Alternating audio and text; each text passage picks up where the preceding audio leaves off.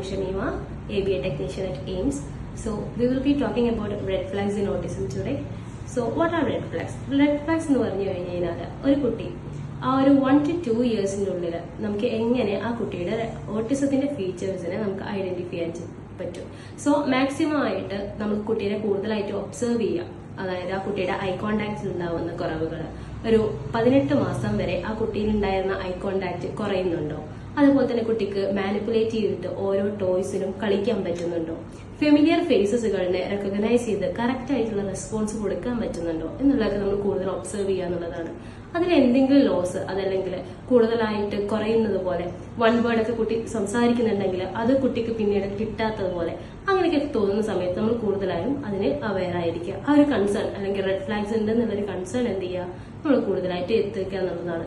പിന്നെ അതുപോലെ തന്നെ ഇതിൽ വേറൊരു ഫിസിക്കൽ കണ്ടീഷൻസ്, ഇപ്പോൾ എപ്പിലെപ്സി ആയിക്കോട്ടെ അല്ലെങ്കിൽ ബാക്കിയുള്ള കണ്ടീഷൻസ് വേറെ കോഗ്നിറ്റീവ് ആയിട്ടുള്ള ഡെഫിഷ്യൻസീസ് ഒന്നും ഇല്ല എന്നുണ്ടെങ്കിൽ നമ്മൾ എന്ത് ചെയ്യുക, ഈ ഒരു റെഡ് ഫ്ലാഗ്സ് അല്ലെങ്കിൽ ഓട്ടിസം ഫീച്ചേഴ്സ് എന്നുള്ള കാര്യം കുറച്ചും കൂടി നമ്മൾ ഇമ്പോർട്ടന്റ് ആയിട്ട് കാണേണ്ടതുണ്ട്.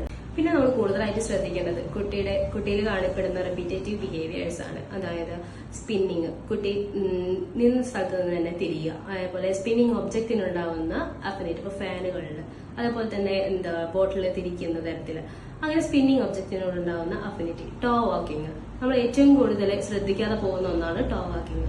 അത് കുട്ടിയിൽ കാണുന്ന സമയത്ത് കുറച്ചും കൂടിയും അവെയർ ആയിരിക്കുക. ഇങ്ങനെ ഒരു അതായത് ഓട്ടിസം എന്നൊരു ഫീച്ചേഴ്സിൽ ഇതുണ്ട് എന്നുള്ളത് കൂടി പാരന്റ്സ് ഒന്ന് മനസ്സിലാക്കുക. അത് നമുക്ക് ഏറ്റവും കൂടുതൽ ആ ഒരു കുട്ടിക്ക് ആ ഒരു 3 to 3.5 ഇയേഴ്സിന്റെ ഉള്ളിൽ തെറാപ്പി കൊടുത്താലാണ് നമുക്ക് എന്ത് ചെയ്യാൻ പറ്റുള്ളൂ, ഫീച്ചേഴ്സിലേക്ക് ഒരു നിയർ ടു നോർമലിലേക്ക് നമുക്ക് എത്താൻ പറ്റുക. പിന്നെ ബാക്കിയിൽ വരുന്നതാണ് ഫ്ലാപ്പിംഗ്, റിപ്പീറ്റേറ്റീവ് ബിഹേവിയറിൽ വരുന്ന ഫ്ലാപ്പിംഗ്, സ്പിന്നിങ്, ഈ കാര്യങ്ങളെല്ലാം കുറച്ചുകൂടി അവെയർ ആയിരിക്കാം. ലേച്ച വരുന്ന പാട്ടാണ് നമ്മളുടെ സെൻസറി ആയിട്ടുള്ള സ്റ്റിമുലേഷൻ അവർ കൂടുതലായിരിക്കും. നമ്മളുടെ വിഷൻ ആയിക്കോട്ടെ, ഓഡിറ്ററി ആയിക്കോട്ടെ, ടാക്ടൽ ആയിക്കോട്ടെ, ആ കാര്യങ്ങളിൽ കൂടുതലായിട്ട് അവർ എന്ത് ചെയ്യുക, അഫിനിറ്റി കാണിക്കുക. ചില സൗണ്ടുകൾക്ക് തീരെ ടോളറബിൾ അല്ലായിരിക്കുക.